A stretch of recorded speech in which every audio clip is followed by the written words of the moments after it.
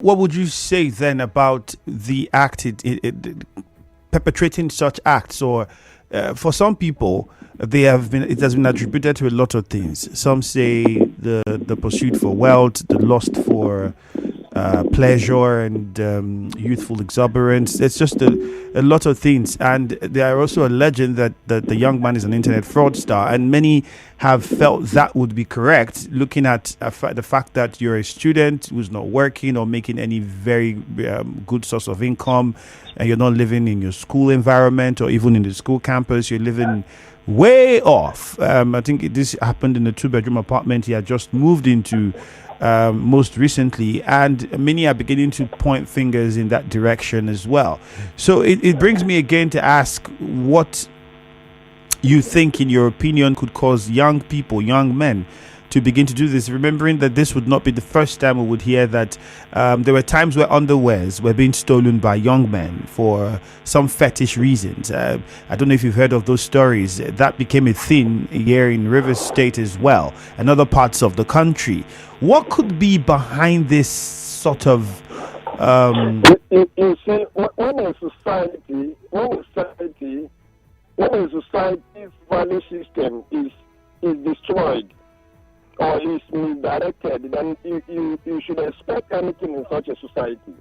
When something goes wrong with the value system of a society, something goes wrong. Now, these are young people, aspiring young people with future, who are in school. Then what is happening now? Young people who have not any salary, have not done any business that is known to people, are rich. They are rich, not just rich, they are opulent. They are wealthy.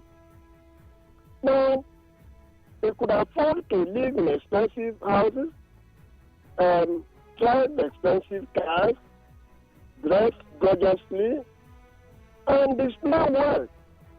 And nobody is bothered. Nobody is asking questions. Parents are not bothered. Teacher is not bothered. Neighborhood is not bothered. And then we take it that pursuit of wealth is our value. Who becomes rich is the value. Who is religious is what we want. Now the young people have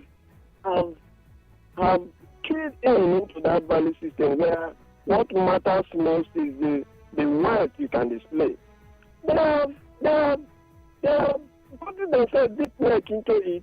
So everybody is pursuing wealth.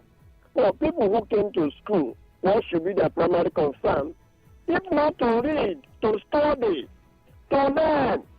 But today, you go to the class, you don't see the people you came to teach, you are teaching, some are working out, some are working in, and things like that.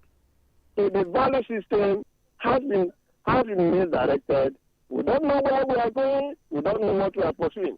So people, especially young people, have become vulnerable. Everybody thinks that life is all about making money, how much do you make? Nobody talks about how do you make it. At what age will you display wealth? What is your ambition? Nobody talks about these values, these good values. And then that's where we are now. That is why even the young girl, may have soul rest in peace, will leave the school and go to a man's house to stay. What are you looking for? We have to know as a people what we are pursuing. We have to know, the society has to know what we are pursuing.